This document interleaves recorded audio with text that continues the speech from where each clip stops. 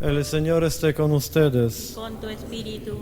Evangelio de nuestro Señor Jesucristo según San Marcos. Gloria a ti, Señor.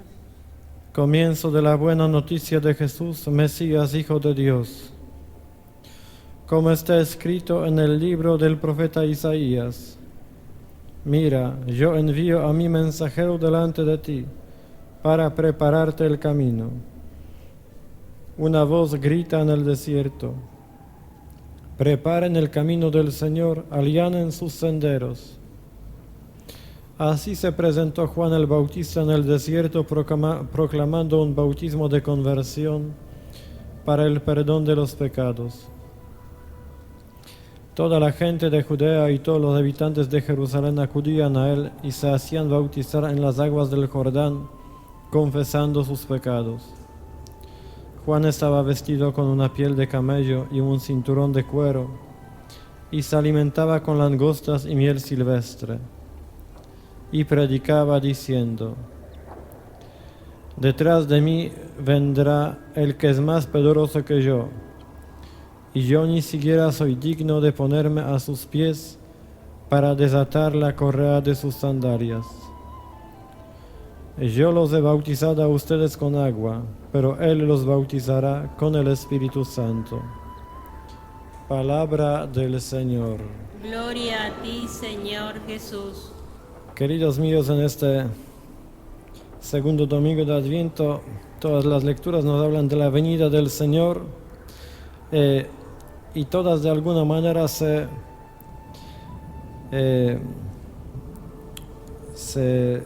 conectan, porque la lectura del profeta de Isaías une de alguna manera la segunda y la lectura del Evangelio, hablando de varias venidas del Señor.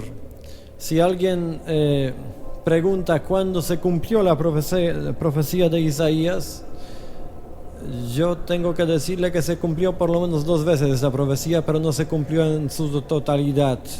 Todavía está por cumplirse. Esto muchas veces pasa con las profecías de los profetas, que se cumplen por etapas. Y esta profecía también se cumple por etapas. Primero nos habla del consuelo del pueblo, de que termina su tiempo de servicio, o mejor dicho, de esclavitud, porque esta profecía nos habla de que se iba a terminar el exilio de Babilonia, que su pueblo de Dios, iba a volver a Jerusalén, y también de alguna manera Dios volverá a vivir entre su pueblo, porque el templo será restaurado.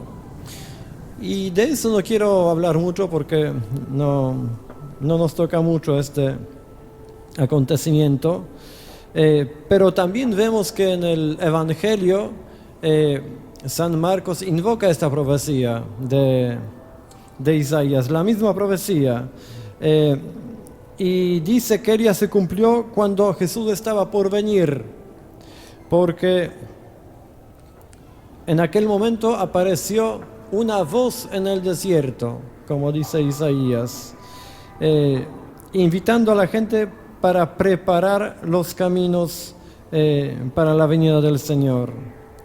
Y en esta profecía nos dice Isaías: preparen en el desierto el camino del Señor, tracen en la estepa un sendero para nuestro Dios, que se rellenen todos los valles y se aplanen todas las montañas y colinas, que las quebradas se conviertan en llanuras y los terrenos escarpados en planicies. Entonces se revelará la gloria del Señor. ¿De qué está hablando Isaías? De los grandes movimientos tectónicos está hablando. Podría ser, porque también en la segunda lectura San Pedro nos dice que durante la venida del Señor, la segunda venida, el cielo y la tierra se desintegrarán. Pero en este contexto de que habla Isaías, creo que habla de nuestro corazón, porque él dice que nosotros tenemos que preparar los caminos para el Señor, que estos caminos no se prepararán solos. Y entonces sería una metáfora eso, de los valles, de las montañas, de las colinas, de las quebradas, de los terrenos escarpados. ¿Qué será entonces eso? Pensando de las valles y de las colinas, creo que Isaías habla de nuestra soberbia, de nuestro orgullo. Tenemos que aplanar nuestro orgullo, nuestra soberbia. Tenemos que dejar mirar a los demás desde arriba como alguien superior. Tampoco podemos mirar a Dios desde arriba, desde la altura de nuestros pecados, de nuestra soberbia, de nuestro orgullo. Tenemos que humillarnos, abajarnos, aplanar nuestra soberbia para que Dios pueda encontrarnos, para que Dios pueda llegar a nuestro corazón. Pero ¿qué serán entonces las quebradas que se tienen que convertir también en las llanuras? Quebradas es algo muy, muy hondo muchas veces, ¿sí? Algo oscuro también. El Salmo 23, si no me equivoco, habla de las oscuras quebradas. Que Dios me guía por las oscuras quebradas. ¿Por qué oscuras quebradas? ¿Por qué quebradas? Creo que hay en nuestro corazón algunos lugares donde falta luz, donde no queremos que nadie vea, donde guardamos todas las cosas, los pecados, nuestras faltas, nuestras fallas, todo lo que no nos gusta, nuestras heridas también, las situaciones difíciles de nuestra vida, dejamos en las oscuras quebradas para que nadie toque, para que nadie vea, para que nadie se dé cuenta. Y entonces estas oscuras quebradas también tenemos que aplanar, como que tenemos que sacar a la luz todo lo que está en el fondo de nuestro corazón, para que Dios pueda venir a todo eso, nos pueda sanar, nos pueda salvar, porque Dios viene a apacentar a su pueblo. Y los terrenos escarpados, ¿qué podría ser eso?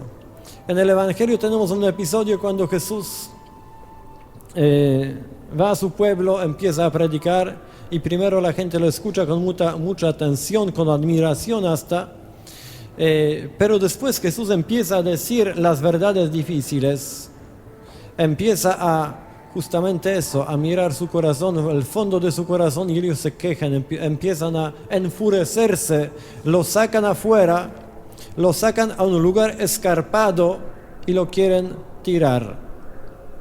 Se quieren deshacer de Cristo porque no les conviene, no quieren escuchar la verdad, aceptar la verdad. Entonces, estos terrenos escarpados donde nosotros queremos tirar a Dios, donde nosotros tenemos expulsar a Dios de nuestra vida, donde nos queremos deshacer de Dios porque no nos gusta lo que nos dice, eso también tiene que desaparecer en nuestra vida, porque si no pasará lo mismo que pasó en Nazaret. Jesús se alejó de ellos, Dios se alejó de ellos. No somos capaces de deshacernos de Dios, pero si no asumimos algunas verdades, no aceptamos algunas verdades, no asumimos nuestras responsabilidades, Dios se alejará de nosotros. El Salvador se alejará de nosotros. Y nos damos cuenta de que cuando vino Juan el Bautista, mucha gente se conmovió, empezó a venir a él, empezó a bautizarse, y también San Marcos nos dice una cosa, un detalle bastante importante, me parece, que al bautizarse la gente confesaba sus pecados, sacaba a la luz sus pecados. Como espontáneamente la gente se daba cuenta que sin sacar a la luz lo que estaba oscuro, no podían reconciliarse con Dios. Tenían que sacar los pecados afuera, confesar sus pecados. Y lo hacen, parece espontáneamente. Pero ¿cuál es la reacción de San Juan el Bautista? Él dice, no soy yo. No sé si en este contexto, pero podría ser también, no soy yo a quien tienen que pedir perdón de los pecados. No soy yo ante quien tienen que confesar los pecados. Yo no soy digno. Detrás de mí viene aquel que los bautizará con el Espíritu Santo. Detrás de mí viene aquel que es mucho más grande, importante que yo. Y cuando Jesús aparece, Juan el Bautista lo presenta a todo el pueblo y dice sobre él, este es el Cordero de Dios, el Cordero de Dios que quita el pecado del mundo. A ese tienen que confesar sus pecados, a ese tienen que pedir el perdón de sus pecados, porque Él es quien tiene poder de quitar los pecados. Y vemos que cuando Jesús aparece después a sus apóstoles, después de su resurrección, Él les da a los apóstoles también este poder de perdonar los pecados. Una de las primeras palabras de Jesús después de la resurrección es muy, muy importante, muy interesante. Jesús, después de decir, la paz esté con ustedes, según el relato de San Juan, dice, reciban al Espíritu Santo, a quien perdonan los pecados serán perdonados, y a quien retengan serán retenidos. A sus apóstoles les da el poder del Espíritu Santo justamente para perdonar los pecados. Entonces, cuando hablamos de la preparación nuestra, no podemos descuidar este pequeño detalle, confesar nuestros pecados, acercarnos al sacramento de la confesión para sacar todo lo oscuro que está en nosotros, toda la oscuridad, todas las tinieblas que tenemos adentro, para poder reconciliarnos con Dios. No se trata solamente de algo muy superficial, algo emocional, no se trata de hacer oraciones, aunque sean muchas. Si queremos realmente preparar nuestro corazón, tenemos que acercarnos y pedirle a Dios para que Él perdone nuestros pecados. Esto es muy importante. Y también tenemos que darnos cuenta que no estamos ahora preparándonos otra vez para las fiestas navideñas. Que sí, nos preparamos, pero no es lo único a que nos preparamos. Que viene algo más importante todavía, porque nos preparamos también para la segunda venida del Señor. Y San Pedro nos dice que no sabemos cuándo vendrá el Señor. Vendrá cuando quiera, cuando esté el tiempo justo para Él, cuando se cumple el tiempo de espera. Pero también nos dice que vendrá como un ladrón, como hablamos ya la semana pasada, vendrá como un ladrón, porque nadie sabe este día. Y no tenemos que pensar de que la segunda venida es la venida ya definitiva para el fin del mundo, porque en los últimos tiempos Dios nos está avisando que habrá otra venida todavía. Y Dios, aunque esconde su venida, el tiempo de su venida, le avisa a sus profetas, a sus elegidos, muchas cosas. Dios no hace nada importante sin avisar a sus profetas, como dice la Biblia.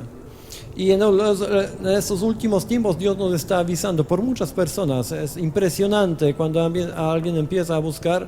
Es impresionante que por muchas personas, por los laicos, por los sacerdotes, por algunos santos también, como Santa Sor Faustina, Dios nos estaba avisando desde tiempo ya que su venida, que Él vendrá pronto, y que no vendrá para, como algunos dicen, para terminar con el mundo, para el fin del mundo, sino vendrá para purificar el mundo. Quiero compartir con ustedes la revelación que recibió una vidente americana, Jennifer, en el año 2003. Bastante reciente, pero no tan reciente, porque hay mucho más recientes revelaciones, pero esta es muy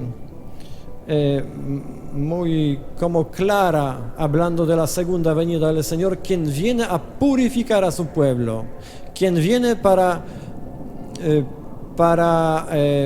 salvar a su pueblo, para que la gente se dé cuenta de sus errores.